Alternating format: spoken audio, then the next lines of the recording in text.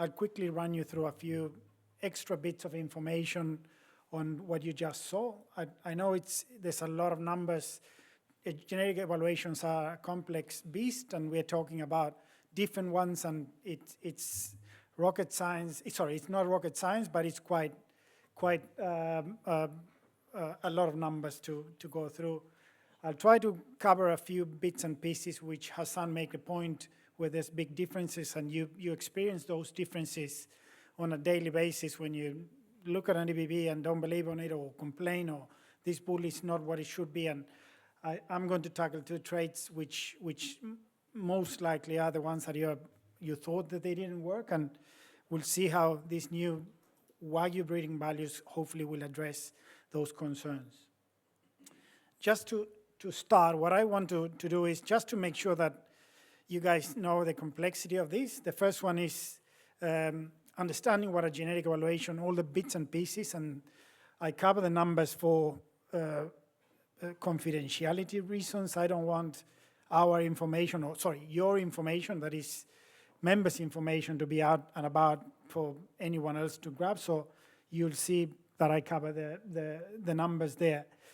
What you see there is there are different blocks of information that form part of the genetic evaluation. One of them is all the contemporary group information that we actually put together when you send us information, when you send us birth weights, weaning weights, carcass weights. Those blocks of data go into a block that is called a contemporary group, and then we compare that to produce the breeding values.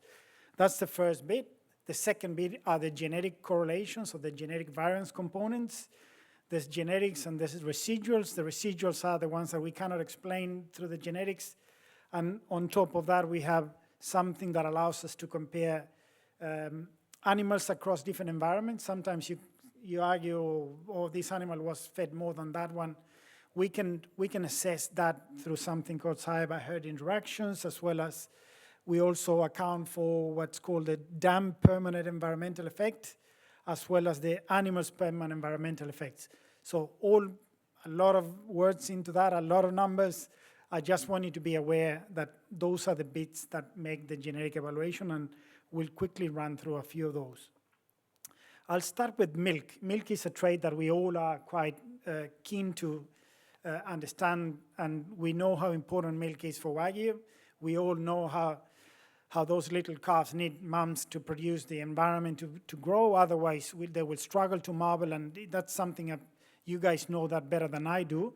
Our job is how can we actually get all the information supplied by members and deliver back a breeding value that allow us to make decisions that improve milk. And I think we are in the right path, the right track, and this is what I'm going to try to go through today. And the first thing to point is the genetic evaluation has a big matrix which have all the traits in it.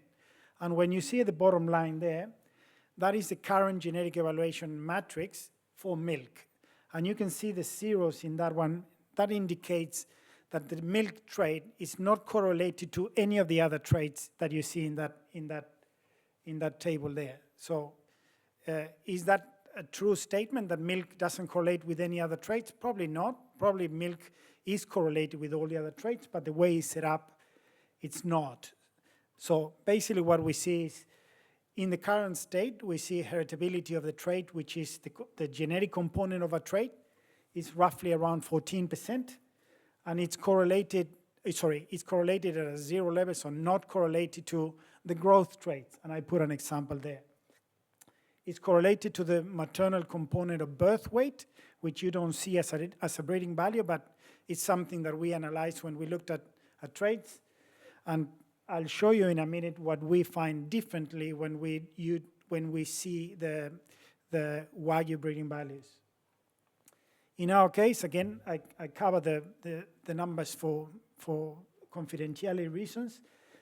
Without going through a lot of them, you'll see that every trait is correlated to milk in different levels. Some of them are more correlated than others, and that is a reflection of the data. When we put the data and we analyze it, we see that the milk trait is correlated with all these other traits. And if we don't put those numbers in the right spot, when we deliver an EBV, the EBV doesn't really reflect what all the other traits are doing. So roughly what we are doing here is we are readjusting the way we analyze milk or weaning weight maternal, so then you guys have a breeding value that makes more sense and allows you to make decisions. Our heritability is lower, so we know that the trait is less heritable, but it's heavily correlated with other traits. For example, it's correlated at a 0.3 level, so that means 30% of the trait respond to at the same way as the yielding weight, and it's also much heavier correlated to the maternal component of birth weight. If I put those two things together, you can see the differences, what I just went through between the breed plan analysis and our analysis on a trait like milk. So the differences that Hassan was showing on those graphs where he said the correlation is 0.8, that means the re-ranking, there might be some re-ranking of bulls, so the data doesn't line up exactly in that line that he was showing. This is the reason for that. We are looking at the data that you guys supplied to us for years, and we can see that the milk EBV reflects a different set of parameters compared to the breed plan ones. So I know it's a lot of numbers, a lot of information, but I just wanted to quickly run through traits that you consider very important, and we also think that they need readjustments in order to reflect real data. The next one that we have discussed, it's eye muscle area. Again, I covered the numbers just for confidentiality reasons. And if you look at the eye muscle area correlations for the breed plan analysis, so all of those numbers there, they all round up to 0.5, which is quite strange. Or I don't like that. I prefer when numbers have a bit more variation, but I don't know much. But the heritability of this trait is 43% or 0.43. And then the correlation of the eye muscle area and a trait like winning weight is negative 0.15. If I looked at biologically how a bigger muscle on a specific cat is negatively correlated to the growth of that animal at winning, makes me think that there's something that I'm missing, or there's something that it's not right, or the data might tell us something different. And when Hassan and I go into the data and try to evaluate that, you'll see how we find different things that what the breed plan analysis did. The eye muscle area and carcass weight are barely correlated, so a 0.5%, so 5% correlation between those two traits, which seems a bit low. And when you look at our heritability, again, it's a bit lower. Our heritability for eye muscle area is around 0.22. But the correlations that we see with winning weight, instead of being negative, they are actually positive. And they are positive at 0.27, so that's pretty highly correlated or reasonably correlated. And when you see the correlation between eye muscle area and the size of the carcass, or the weight of that carcass, they are heavily correlated. So these are just snapshots of changes we are seeing. And when Hassan showed you all those changes, this is a snapshot of some of those. I won't go through, I can go all day, but I put all of you to sleep, I promise you that. I won't do that, but I just thought I'd show you two traits where we find significant differences on the way we analyze them to the way that breed plan did in the past. And this is not a criticism to breed plan. This is about, we collected a lot more information. We have access. We looked at it in a different way, and we can see that we can do a better job into the future with these Wagyu breeding values. That's a bit of the comparison between the breed plan and ours, and you can see it's quite different. It's a different trait, as Hassan was mentioning earlier. The traits are different traits. The last bit that I want to show here, it's what Matt mentioned earlier about efficiency traits, and we have traits, as you probably know them, as net feed intake or residual feed intake, where we put animals into a confined place. We record the intake of the ration for a 90-day period or 70-day period. Then we adjust that on the average daily gain as well as on the energy of the ration, and we can assume, or we can presume the animals are more efficient than others. So we are looking at that. We have a lot of different traits that correlate to net feed intake that we want to road test. We could be reporting net feed intake. We could be reporting the traits of interest, like the intake itself, the average daily gain in the feedlot. We can be reporting all of those traits. And at this stage, we are still evaluating which of those traits we are going to be reporting. But we do have those traits, and this is an indication of how those traits correlate with all the others. That is net feed intake correlating to the mature weight, the carcass weight, as well as 600-day weight. And down there you have scrotal size and eye muscle area. This is just a quick snapshot of, we looked at feed intake, we look how it correlates with all the other traits, and we're happy to start putting it out in a way that, you can make decisions based on feedlot traits.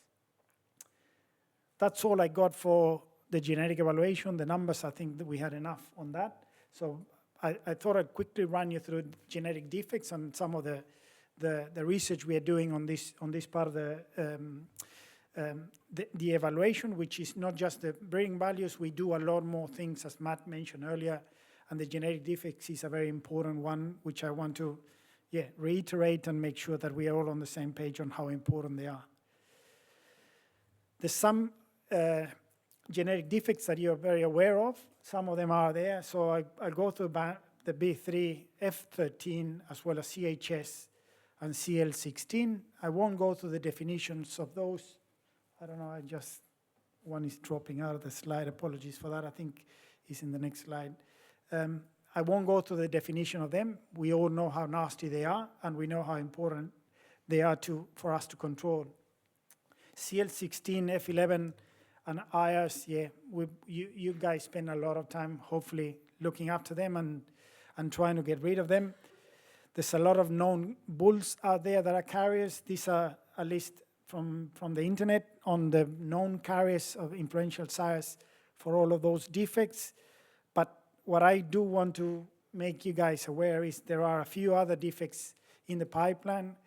One is called A10 or annexin 10, annexin A10. It's a nasty genetic defect that basically is associated with embryonic mortality between the 30 and 60 days post-implantation or post-AI. For argument's sake, it's been published in 2016. It's quite known. There's a lot of work that happened since.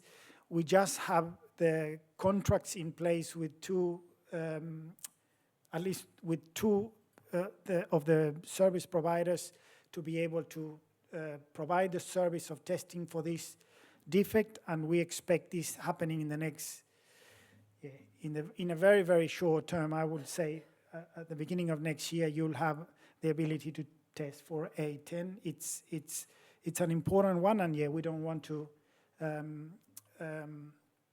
I don't want to preempt the timing, but I'm pretty sure it's going to be early next year. The other one is HFSD. It's another one that is being published in 2023. It's public information. It's a defect that basically, there's a lot of words there, but if you read there the ones that I bolded there, if you see animals that are lethargy, dehydrated, with acidemia and increased liver enzyme activities, basically you could be looking at HFSD. It's basically it's not hard to test. Let's put it that way. There's a lot of development that happened in the genotyping space to be able to quickly ascertain that defect, and hopefully we can get into it again early next year if possible. We haven't gone into contracts with service providers, but we are definitely encouraging them to get it in their pipeline of test ASAP. And I wanted to make you guys aware that these are the traits or the defects we are looking at getting in the pipeline sooner rather than later. The last one I have here is something that you probably saw in your paddocks. I know that a lot of you have sent samples to us.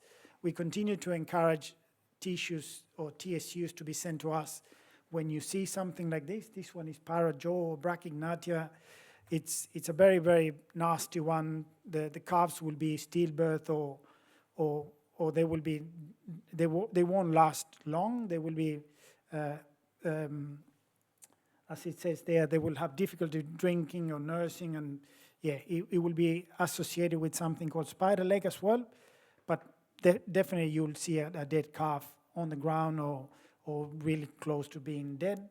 We expect or we hope that you can get a TSU or 2 TSUs, send them to us, and we are at a point in time where we have Professor John Bieber in the US looking at this in a very, very methodical way, and hopefully we will have a test up in the pipeline, hopefully sometime next year.